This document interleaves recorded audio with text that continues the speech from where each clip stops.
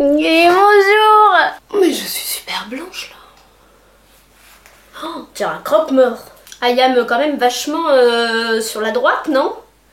Ayam vachement sur la droite, pas du tout sur la gauche. Ouais. Mel, assieds-toi, faut que je te parle. Aujourd'hui, on m'a parlé d'un livre qui m'a beaucoup touchée et qui n'est pas là d'ailleurs. Qui n'est pas là. Ah, j'ai oublié de le prendre. Oh, je me fatigue tellement. Je me fatigue tellement. Un jour, je vous jure, je ferai tout bien carré. Vous verrez. Ce sera au top la vidéo. Donc on va parler d'un livre. Je sais plus du tout comment j'en ai entendu parler de celui-là. Je pense que c'est ma mère. De toute façon, ne cherchez pas. Quand je vous recommande un livre, souvent c'est que ma mère me l'a offert ou m'en a parlé. C'est ma mère qui devrait faire les vidéos, c'est pas moi en fait.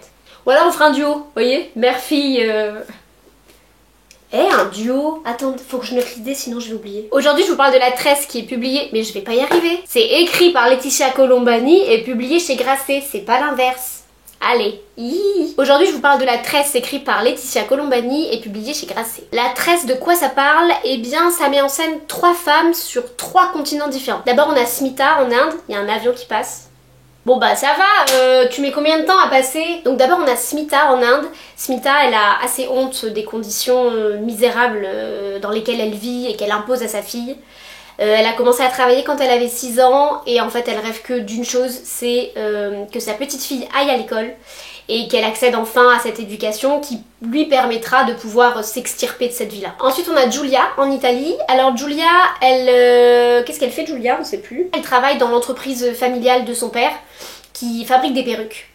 Un jour son père a un accident et du coup elle est obligée de prendre la tête de l'entreprise et elle se rend compte à ce moment-là qu'en fait la société est au bord de la faillite et qu'il faut vite trouver des solutions. Et en dernier on a Serge, tu aboies pas! Et enfin on a Sarah. Sarah elle vit au Canada, c'est une brillante avocate qui ne vit que pour son travail, qui fait complètement passer ses enfants au second plan et qui est sur le point d'accéder au rêve de sa vie qui est de passer associée. Sauf que Sarah, eh bien elle apprend qu'elle est gravement malade, qu'elle a un cancer. Et pour ne pas montrer le moindre signe de faiblesse aux yeux de ses collègues, eh bien elle va cacher sa maladie. Alors il y a plein de choses qui m'ont frappée dans ce roman, que d'ailleurs j'ai trouvé génial.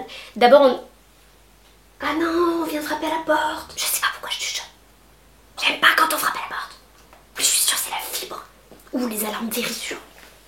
Je sais pas dire non moi. Ce que j'ai aimé dans ce roman, c'est qu'on est sur 3 vies complètement différentes. Ces 3 femmes, elles ont pas du tout le même âge, elles ont pas le même travail, les mêmes valeurs, la même situation personnelle. Et pourtant elles sont unies par cette même soif de liberté, d'indépendance, d'autonomie, de volonté de se battre contre les injustices, de pas accepter leur sort. Elles sont reliées par leur courage, par leur volonté vraiment farouche de se battre. D'où le titre du coup. Comme elles sont reliées, les 3... Celui-là je l'avais compris. Je comprends pas toujours les titres mais celui-là je l'avais. L'histoire de La Tresse elle est incroyablement touchante, le style il est très sûr. J'ai tout de suite été emportée par le récit, par ces 3 femmes. L'alternance des chapitres il est pas du tout dérangeant, au contraire je trouve que ça permet plus facilement de s'approprier l'histoire. Qui m'appelle pendant que je fais des trucs, on s'en fout. Et en plus, et ça je l'ai appris en faisant mes petites recherches pour ce livre, La Natte c'est le premier roman de Laetitia Colombani. La Natte, j'ai dit La Natte. J'ai dit La Natte. C'est pas La Natte, c'est pas du tout La Natte, c'est La Tresse.